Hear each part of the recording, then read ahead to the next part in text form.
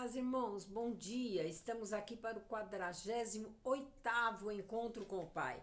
E o nosso texto hoje está glorificando a Deus com um corpo puro. A nossa leitura bíblica em 1 Coríntios 6, de 12 a 20. Vou estar lendo de uma forma devagar para você poder entender. Se você puder, pegue a sua Bíblia. Amém? Vamos lá. Alguém vai dizer: eu posso fazer tudo o que quero. Pode sim, mas nem tudo é bom para você. Eu poderia dizer: posso fazer qualquer coisa, mas não vou deixar que nada me escravize.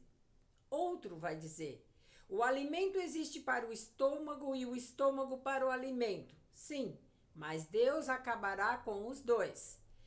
O nosso corpo não existe para praticar a imoralidade, mas para servir ao Senhor. E o Senhor cuida do nosso corpo. Pelo seu poder, Deus ressuscitou o Senhor e também nos ressuscitará a nós. Será que vocês não sabem que o corpo de vocês faz parte do corpo de Cristo? Será que eu vou pegar uma parte do corpo de Cristo e fazer com que ela seja parte do corpo de uma prostituta? É claro que não. Ou será que vocês não sabem que o homem que se une com uma prostituta se torna uma só pessoa com ela? As escrituras sagradas afirmam: os dois se tornam uma só pessoa. Porém, quem se une com o homem se torna espiritualmente uma só pessoa com ele. Fujam da imoralidade sexual. Qualquer outro pecado que alguém comete não afeta o corpo, mas a pessoa que comete a imoralidade sexual peca contra o seu próprio corpo. Será que vocês não sabem que o corpo de vocês é o templo do Espírito Santo, que vive em vocês e lhe foi dado por Deus? Vocês não pertencem a vocês mesmos, mas a Deus, pois ele os comprou e pagou o preço. Portanto, usem o corpo para a glória dele. Amém? Vamos, irmãos, zelar e cuidar do nosso corpo, que é o templo do Espírito Santo.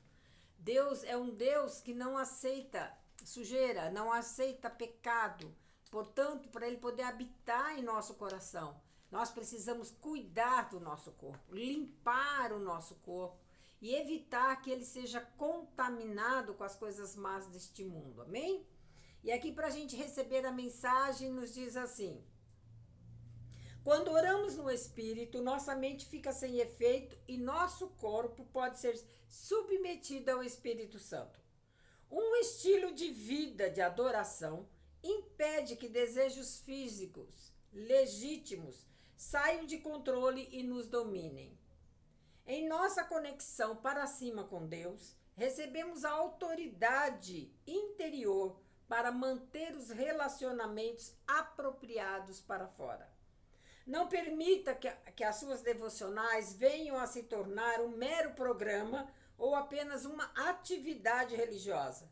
Continue a praticar a verdadeira religião, encontrando-se com Deus em um nível de intimidade. Amados, nós temos visto nesta geração os jovens todos tatuados, homens, né? Cheio de piercing, cheio de coisas. Eles estão ali danificando o seu corpo. Você sabia que uma pessoa tatuada não pode doar sangue? Ela tem um impedimento porque a química que ela injetou, que ela projetou na pele dela, impede que o sangue dela venha salvar uma vida.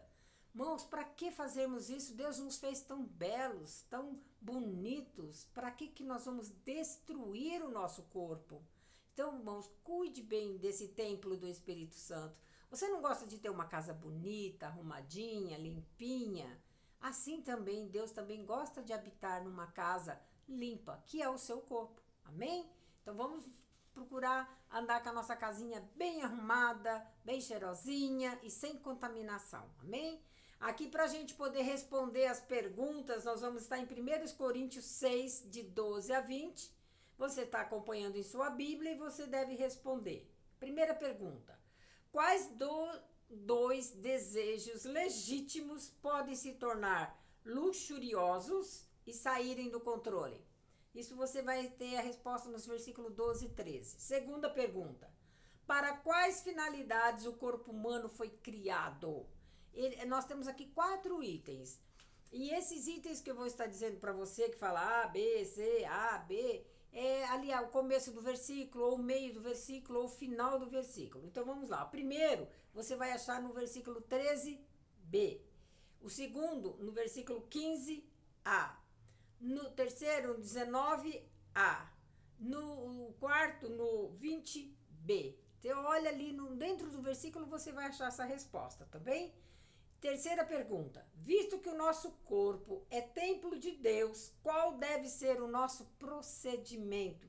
Isso está nos versículos de 15 a 20.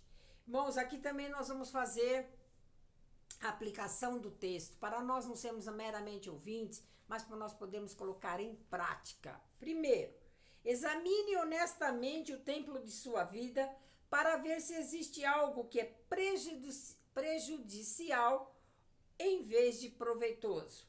Qualquer coisa que esteja exercendo poder sobre você no lugar do Espírito de Deus, você deve se arrepender dessas coisas e dedicar o templo de sua vida novamente a Deus.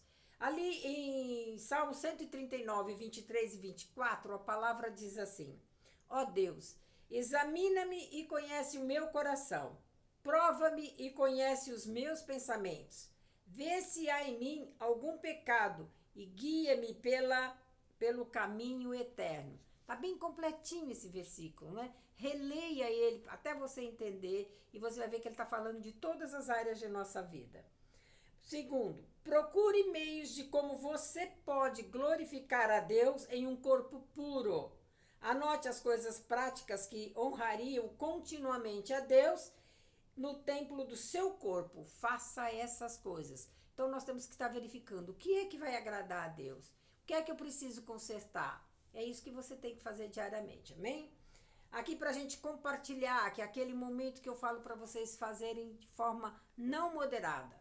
Encaminhe para todos os seus contatos, seus amigos, seus vizinhos, colegas de trabalho, porque esta é a semente que você está plantando, que vai gerar frutos, que pode chegar até os confins da terra, salvando vidas, levando pessoas a entender que muitas coisas que elas estão fazendo no mundo é pecado diante de Deus, e com isso elas vão ter a segunda morte, elas não vão ter um encontro com o Pai lá no final, quando Deus fizer a chamada do nome dela.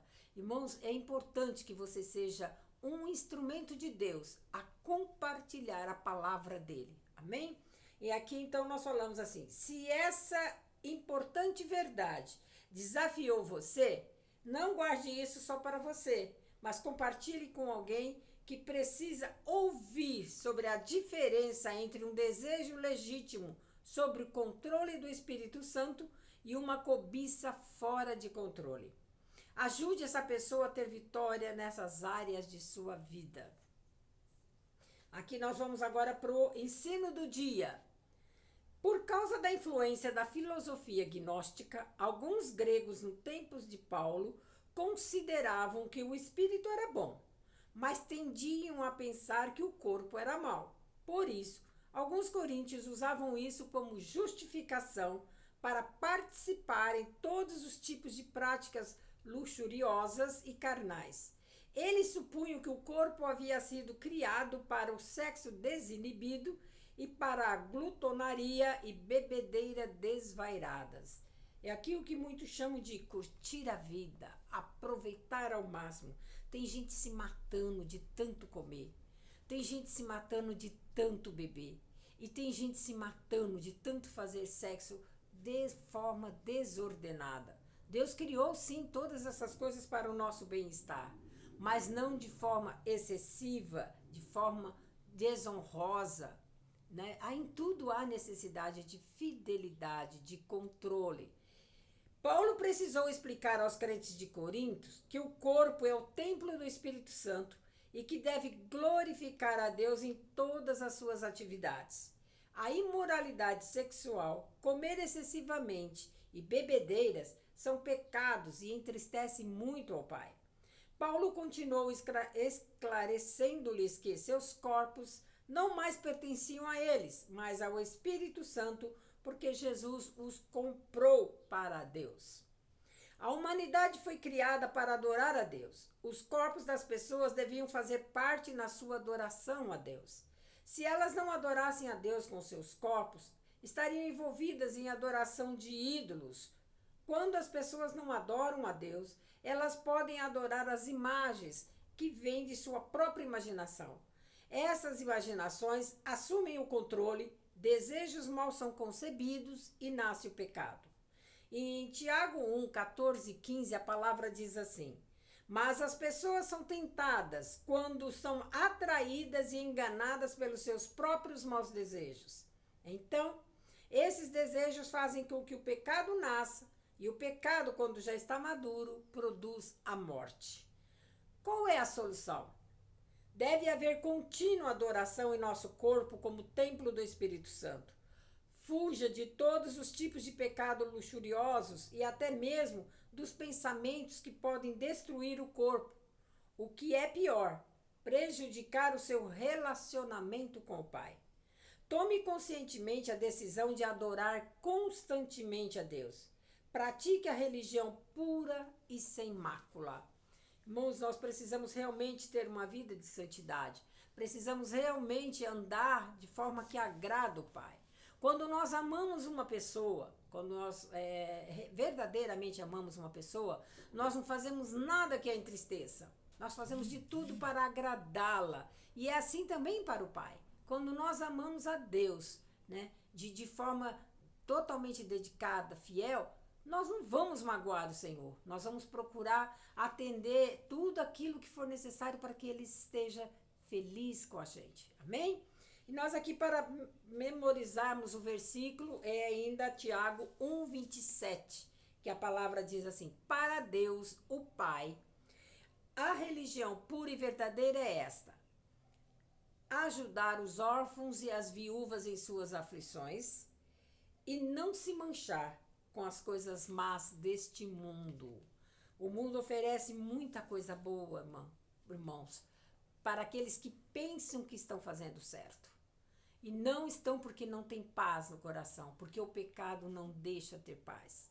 A partir do momento que você entrega a sua vida a Jesus, a partir do momento que você procura viver fiel a Deus, você encontra a paz que você tanto procurava.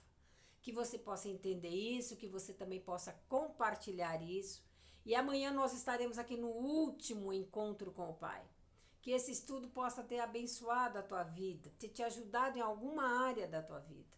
E não deixe de comunicar isso a outros, amém? Deus abençoe o seu dia, a sua família.